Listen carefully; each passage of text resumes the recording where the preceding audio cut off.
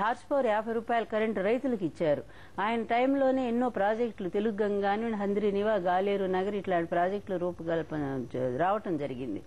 ఇన్ని మంచి పథకాలు చేసినటువంటి ఎన్టీఆర్ గారు తర్వాత చంద్రబాబు చేతిలో పోయినాక ఈయన ఏమి చేశారు ఒక్కటి ఆత్మవిమర్శ చేసు. సో తెలుగుదేశం పార్టీ హయాం చంద్రబాబు పగ్గాలు చేపట్టాక కూడా పూర్తిగా ప్రజలకు ఏమాత్రం న్యాయం జరగలేదంటారు. ఇప్పుడు నేను చెప్తున్నా, నేను అంటాం కాదు, ప్రజలను చెప్పు. అందుకనే ప్రజలు ఓడించారు. 2 సార్లు ఎందుకు ఓడించారు? నీ మీద నమ్మకం కోల్పోయింది. నువ్వేం చేయగలిగావు? 2 రూపాయల బియ్యాన్ని తీసేసావు. తర్వాత కేవలం ఐటీకి ఇంపార్టెన్స్ ఇచ్చి, ఇక్కడ మనం సిద్ధాంతపరంగా మాట్లాడుకున్నా, వ్యక్తిపరంగా నేను మాట్లాడలేదు. ఐటీకే నువ్వు ఇచ్చావు. కానీ భారతదేశం వ్యవసాయ దేశం, ఎవరైనా ఆలోచించాల్సింది. అందులో ఆంధ్రప్రదేశ్ భారతదేశపు ధాన్యాగారం. అంటే దాదాపుగా 70% పంట ఆంధ్రప్రదేశ్ నుంచి భారతదేశానికి పోతా ఉంది. భారతదేశపు ధాన్యాగారం అయినటువంటి ఆంధ్రప్రదేశ్ చంద్రబాబు నాయుడు గారి 9 ఏళ్ల పరిపాలనలో ఎంత అధ్వాన్న స్థితికి మారిపోయింది. రైతాంగం ఎంత వెనుకబడిపోయారు. అసలు వరల్డ్ బ్యాంక్ ఏం చెప్తే అదే వింటూ చివరికి వ్యవసాయం ఒక దండగానేటువంటి పరిస్థితికి వచ్చి ఆయన కేవలం ఐటీ అని ఐటీకి ప్రాధాన్యత ఇచ్చారు. కానీ ఐటీ ఎంతవరకు సఫలమైంది? ఆ తర్వాత ఉద్యోగాలు పోయినాయి, ఇటు వ్యవసాయం పోయింది ఆయన టైంలో. అదేవిధంగా పేదవాళ్ళకి ఇచ్చిన 2 రూపాయల బియ్యం పోయినాయి, మద్యపాన నిషేధం అమలు కాకుండా అయిపోయింది. ఏ ఒక్క పథకాన్ని కూడా తను సక్సెస్ఫుల్ గా అమలు చేయలేకపోయారు. కనుకనే ప్రజలు ఆయన్ని తిరస్కరించారు. ఇంత సుదీర్ఘకాలం పార్టీ ఆవిర్భావం తర్వాత తెలుగుదేశం పార్టీ అధికారంలో లేకపోవడం ఇదే మొదటిసారి. ముందు ముందు కూడా ఇదే పరిస్థితి కొనసాగే పరిస్థితిని మీరు చూస్తున్నారా? 100%. ఇప్పుడు ఎప్పటికైనా నాయకులు ఎందుకు ఇలా జరుగుతోంది, పార్టీ మనకి ఎందుకు ఓడిపోతుందని ఒక ఆత్మవిమర్శ రాకపోతే మాత్రం తప్పనిసరిగా దాని మూల్యం చెల్లించాల్సింది. ఈ రోజు ఏ సిద్ధాంతం మీద తెలుగుదేశం పార్టీది ఎన్టీఆర్దని ప్రజలు ఓట్లు వేస్తారు? తెలుగుదేశం పార్టీ అంటే దానికి ఒక ప్రణాళిక. ఆ ప్రణాళిక కూడా పేద వర్గాలకు ఉపయోగపడేటువంటిది. ఆ పేద వర్గాలకు ఏమైనా ఈ పార్టీ నుంచి న్యాయం జరిగిందా అనేది ఆలోచిస్తారు. అలా న్యాయం జరగనప్పుడు ఇంకెందుకు ఓటు వేయాలనేటువంటిది సామాన్య ప్రజలు ఒక నిస్పృహ వచ్చింది. తెలుగుదేశం పార్టీని ఎందుకు ఓటు వేయాలి అనేటువంటి ఒక ఆలోచన కామన్ మ్యాన్ లో తలెత్తినప్పుడు దాని గురించి అధినాయకత్వం, పార్టీ అధ్యక్షుడు దాని గురించి ఆలోచించుకోవాల్సిన అవసరం లేదా? ఎందుకు ఇలా నేనేం తప్పులు చేశాననేది పునర్విమర్శ చేసుకోవాల్సిన అవసరం ఉంది. అది చేసుకోకుండా ఇంకా పసుపుమయం చేస్తాము, ఇంకా ఎన్టీఆర్ భారీ కటౌట్లు పెడతాము. ఎంత కటౌట్లు పెట్టడం కాదు, ఎన్టీఆర్ను గుండెలో పెట్టుకుంటే చాలు తప్ప భారీ కటౌట్లు ప్రజల ముందు పెట్టాల్సిన అవసరం లేదు. గుండెల్లో పెట్టుకోవటం అంటే ఆయన ఆశయాలను అమలు జరపటమే ఆయన గుండెల్లో పెట్టుకోవటం. ఎన్టీఆర్ ఇమేజ్ ని కూడా ఉపయోగించుకుంటున్నారు అన్న ఒక వాదన వినిపిస్తుంది. అంతేమిటి, అంతా మొదట్లో ఆయన తనదే చాలా గొప్పవాడు అనుకున్నాడు. అసలు మెంబర్షిప్ పుస్తకాల్లో ఎన్టీఆర్ ఫోటోనే లేకుండా తీసి పడేశాడు ఆయన. అంటే తను చాలా గ్రేట్. ఎందుకంటే ఆ రోజు ఆయన అంతా ఈ మీడియాని మేనేజ్ చేసుకుని తను చాలా గొప్ప ముఖ్యమంత్రి అని దేశ విదేశాల్లో రాయించుకున్నాడు. బిల్ గేట్స్ ను పిలిచాడు, బిల్ క్లింటన్ పిలిచాడు. వాళ్ళు ఈ రాష్ట్రానికి రావటమే నేను సాధించిన చాలా గొప్ప విజయాలని చెప్పి ప్రజల ముందు పెట్టడానికి, మభ్యపెట్టడానికి ప్రయత్నం చేశారు.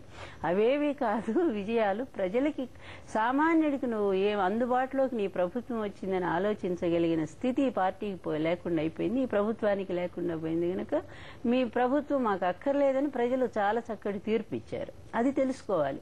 ఎవరో విదేశాల నుంచి మన రాష్ట్రానికి వచ్చినంత మాత్రాన్ని ఏం ఒరిగేదేమి లేదు, దానివల్ల మన గౌరవం పెరిగేదీ లేదు.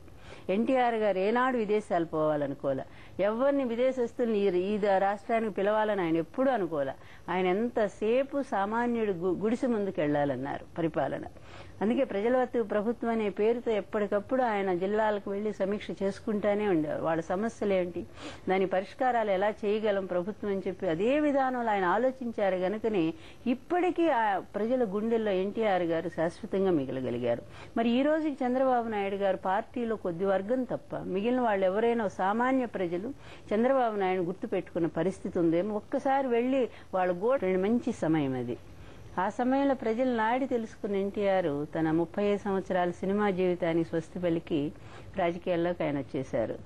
వచ్చిన వెంటనే అసలు పార్టీ పేరే తెలుగుదేశం పార్టీ ఎవరికి తెలియకుండా సడన్ గా అనౌన్స్ చేశారు ఆయన.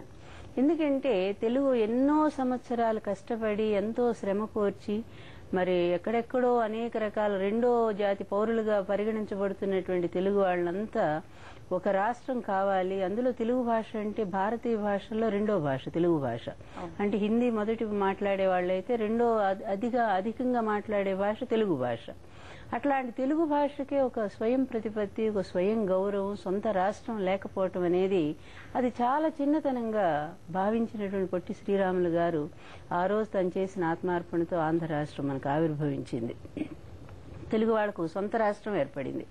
ఏర్పడిన తర్వాత దాన్ని జగద్విఖ్యాతం అంటే ప్రపంచ దేశాలకే మా తెలుగు జాతి ఒకటి ఉంది, తెలుగు పౌరుషం ఒకటి ఉంది, ఒక తెలుగు జాతి గౌరవం ఉంది, ఆత్మ గౌరవంతో నినాదించగలిగిన సత్తా మాకుంది, తీయటి తెలుగు భాష మాకుంది అని చాటి చెప్పినటువంటి ఘనత మళ్ళీ ఎన్టీఆర్ గారికే దక్కుతుంది.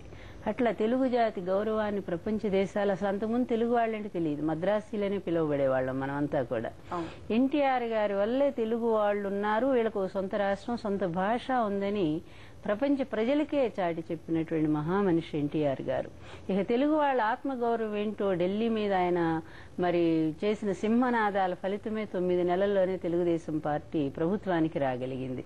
అంటే తెలుగువారి ఆత్మగౌరవం అనే నినాదంతో ప్రజల్లో పోయినటువంటి ఎన్టీఆర్ గారిని తెలుగు ప్రజలు ఎంతగా ఆదరించారంటానికి ఆయన 9 నెలల్లో సాధించిన అపూర్వమైన విజయం అది. అందువలన అంత ఆత్మగౌరవానికి వేదిక అయినటువంటి తెలుగుదేశం పార్టీ రాను రాను అది ఎన్టీఆర్ గారు ఉన్నంత వరకు బాగుంది. 3 సార్లు ముఖ్యమంత్రి కాగలిగారు ఆయన. మధ్యలో ఓడించినా కూడా ఒకసారి ఆయనకి వెన్నుపోటు జరిగింది. రెండోసారి 89లో అది కూడా ఇద్దరు అల్లుళ్ళు ఓడిపోయింది ఆయన పార్టీ. అదైంది అంతే తప్ప ఆయన ఓటమి లేదు. మళ్ళీ 94లో మా వివాహం తర్వాత ఇద్దరం ప్రజల్లోకి వెళ్ళాము. ఒక అపూర్వమైన విజయం, మామూలు కాదు. 222 సీట్లు తెలుగుదేశం పార్టీకి ప్రజలు ఇచ్చారు.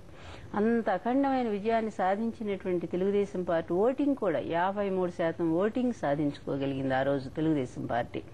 అంత పెద్ద జాతీయ పార్టీ కాంగ్రెస్కి 24 సీట్లు మాత్రమే దక్కినాయి ఆంధ్రప్రదేశ్లో.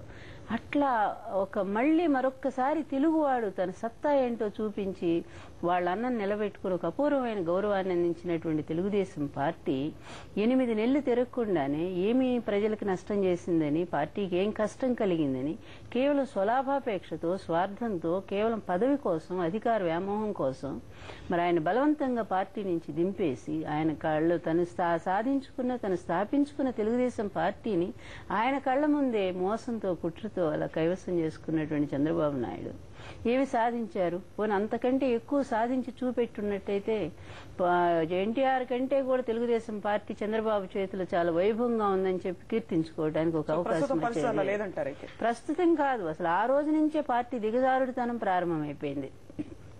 ఈ రాష్ట్రంలో ఉండేటువంటి 60% మంది, 70% మంది పేద వర్గాలు ఎవరైతే ఉన్నారో, క్రింది వర్గాలు, వాళ్ళందరూ కూడా 3 పూట్ల అన్నం తింటామని ఆశించారు ఎన్టీఆర్ గారు. కూడు గూడు గుడ్డ అనేటువంటి నినాదంతో ఆయన తెలుగుదేశం పార్టీ లక్ష్యంగా అదే ఒక మేనిఫెస్టోగా తయారు చేసుకుని ఈ రాష్ట్రంలో ప్రతి ఒక్కరు 3 పూట్ల అన్నం తిన్నప్పుడే నా పార్టీకి సార్థక్యత అనుకున్నారు ఆయన. అదేవిధంగా ప్రతి ఒక్కరు గౌరవంగా బట్టలు ధరించినప్పుడు, ఉండటానికి ఒక ఇళ్లు నేను ఇవ్వగలిగినప్పుడే నిజమైనటువంటి పార్టీ సిద్ధాంతం అవుతుందని చెప్పి ఏదైతే చెప్పారో ఆయన 7 సంవత్సరాలు చాలా సక్సెస్ఫుల్ గా ఆయన అమలు చేయగలిగారు. నిజంగానే కూడు గూడు 14 లక్షల పక్కా ఇళ్లు ఆయన కట్టించి ఇవ్వటం జరిగింది ఆయన హయాంలో. తర్వాత 1,25,00,000 కుటుంబాలకు ₹2 కిలో బియ్యం రేషన్ అందింది. తర్వాత ఇది కార్డు